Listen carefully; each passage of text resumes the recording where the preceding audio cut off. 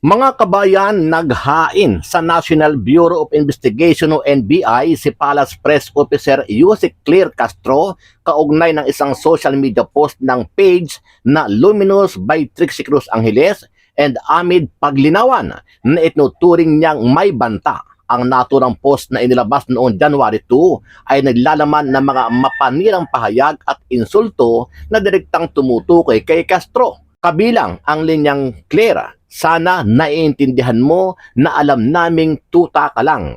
Ayon kay Castro, lumampas na umano sa lehitimong kritisismo ang mga pahayag at maaari itong pumasok sa threatening at harassing content dahilan upang ito ay idulog niya sa NBI para sa investigasyon. At the time, of course, natakot ka. Kasi hindi ko naman sanay sa death threats eh.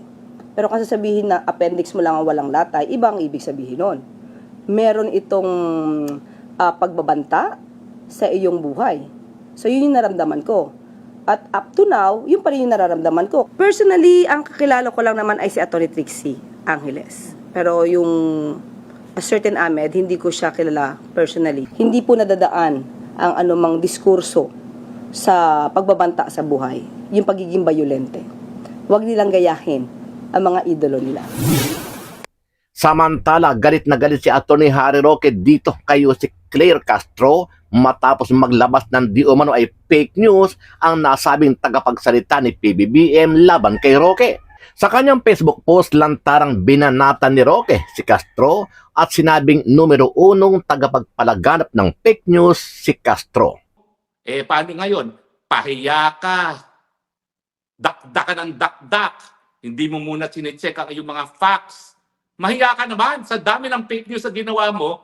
Dapat matagal ka na nagbitiw dahil hindi ka karapat-dapat kahit bangag pang boss mo. Dahil ikaw ay tagapagsalita ng isang institusyon, ang opisina ng presidente, dapat magkaroon ka ng responsibilidad na bago mo buksan yung dumi mong bibig, tama ang mga pinagsasabi mo. Buisit ako, hindi lang dahil ikaw ay nag-fake news na tinutulungan daw ako ni Luli, mas buisit ako dahil sinabi mo, wag akong bigyan ng tulong kung ako'y mangangailangan. Sino ka? Saan ka kumuha ng otoridad para sabihan yan sa isang taong gobyerno na wag magbigay ng tulong sa kapwa Pilipino kung nangangailangan? Ano ang masasabi mo dito, kabayan? Sama-sama nating panoorin ang buong video at pakicomment nyo po ang inyong mga reaksyon at sariling opinyon. Personal na sumadya sa tanggapan ng National Bureau of Investigation si Palace Press Officer Claire Castro para magpasaklolo. Ang kanyang isinumbong ang anyay mga banta mula sa Facebook page na Luminous by Trixie Cruz Angeles and Amid Paglinawan. Sa isang post noong January 2, nakasaad na nakakatuwa raw si Yusek Castro sa Anilay Chucky series nito.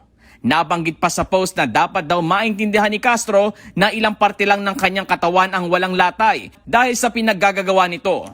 Ayon kay Castro, lumabas ang post matapos ang kanyang mga Chucky remark noong Disyembre, kung saan binanggit niyang parang kahalintulad ng fictional character na Chucky si Vice President Sara Duterte.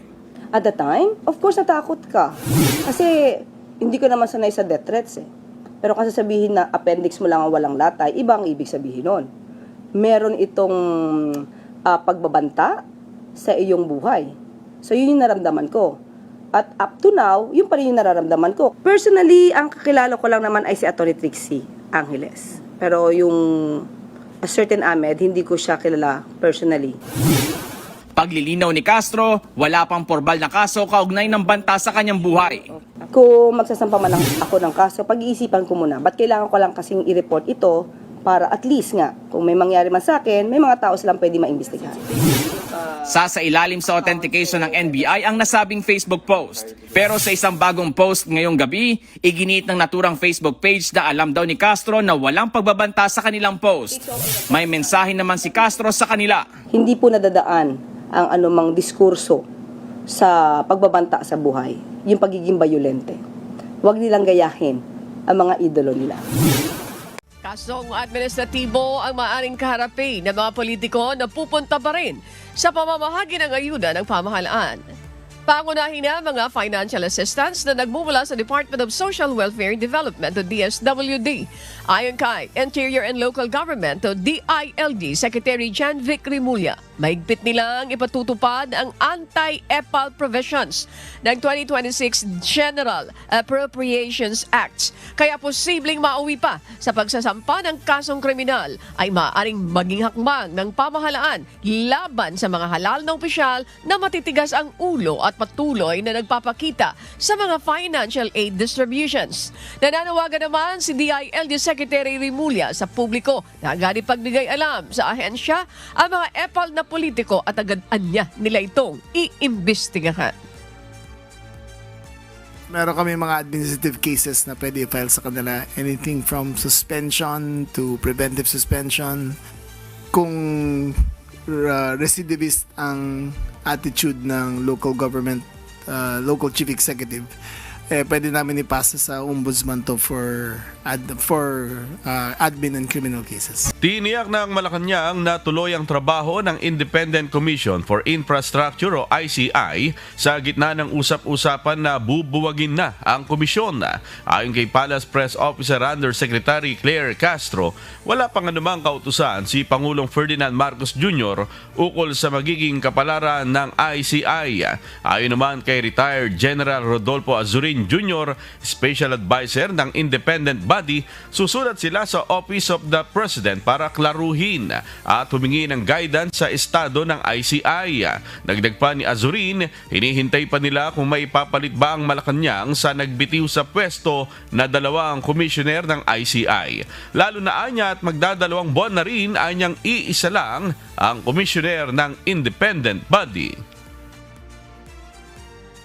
Sa ngayon, wala pong anumang panag-uutos pa ang Pangulo, kundi ipagpatuloy pa rin ang kanilang mandato, ipagpatuloy pa rin ang kanilang pag-iimbestiga, at maging fact-finding committee pa rin po sila.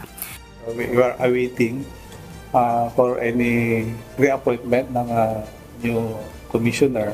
Siyempre, we just have to wait kung ano yung magiging fate ng ICI. So, we just continue to do our thing. Kung ano yung mga respective role namin, gawin lang namin yung trabaho namin. So that pagdating ng bagong commissioners, kung may darating, at least naka-ready na for filing yung mga referral na. Ako naman, Hari Nawa, kung ako'y mangangailangan, tandaan ninyo, siguro huling-huling hihingan ko ng tulong ay ang gobyerno ng Pilipinas dahil alam ko mas marami pang Pilipino na nangangailangan ng tulong galing sa ating mga embahada at konsulado. Pero para sabihin ng tagapagsalita ng presidente na ang kalaban ng administrasyon hindi dapat bigyan ng tulong ay mali. Dahil labas sa politika ang pangangailangan ng mga Pilipino, lalong-lalo na kung sila'y nasa ibang bayan. Yan ang dahilan kung bakit sa mulat-mula pa, hindi lang Pilipinas, kundi lahat ng bansa sa daigdig ay nagbukas ng mga embahada. Dahil kinakailangan, pag nangangailangan ng kanilang mga kababayan, nagbibigay ng tulong. Saan nakasulat, Ante Claire, ng kalaban ng Marcos administration pag may pangangailangan, hindi dapat bigyan ng tulong? On the contrary, yan ay basehan para ikaw ay managot.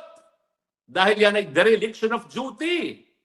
Yan ay paghihimok na huwag gawin ang katungkulan ng ating mga ambassadors at mga diplomatic agents dahil ang talagang pangunahing obligasyon nila magbigay tulong sa kanilang kapwa Pilipino. Nako, ewan ko ba kung sino nagturo sa'yo na international law, pero kung sino man nagturo sa'yo na international law, dapat bawin ang grade mo. Hindi mo alam yan, yan ang pangunahing responsibilidad ng ating mga sugo sa iba't ibang daigdig, bansa ng daigdig. At sasabihin mo, palibasa kalaban ng Marcos administration, hindi dapat bigyan ng tulong. Paano ngayon? Pahiya ka. Dakdakan ng dakdak. Hindi mo muna sinecheck ang iyong mga facts. Mahiya ka naman. Sa dami ng fake news na ginawa mo, dapat matagal ka na nagbitiw. Dahil hindi ka karapat-dapat kahit bangag pang boss mo. Dahil ikaw ay tagapagsalita ng isang institusyon. Ang opisina ng presidente, dapat magkaroon ka ng responsibilidad na bago mo buksan yung dumi mong bibig, tama ang mga pinagsasabi mo. Buisit ako, hindi lang dahil ikaw ay nag-fake news na tinutulungan daw ako ni Luli, mas buisit ako dahil sinabi mo, wag akong bigyan ng tulong kung ako'y mangangailangan. Sino ka? Saan ka kumuha ng otoridad para sabihan yan sa isang taong gobyerno na wag magbigay ng tulong sa kapwa Pilipino kung nangangailangan? Kung ikaw ay may mapakita na legal na basihan, ngayon din magbibitiw ako bilang isang abogado. Pero kampante ko, wala kang makukuha kahit anong legal na basihan para pagkaita ng Pilipino na nangangailangan ng tulong sa ating embahada. Ang masasabi ko lang, nakakalungkot. Kasi alam ko naman ang larangan ng politika. Naging politiko ko, so tangkap po ito mga pangyayari ko sa aking buhay. Lahat ito dahil sa politika. Pero para babuyin ng gaya ni Auntie Claire ang isang institusyon at para babuyin ng bangag ang isang institusyon dahil sa kanyang pagiging bangag, yan po talaga ay nakakalungkot. Pero isa lang aking masasabi, Auntie Claire, you deserve the kind of president that you have.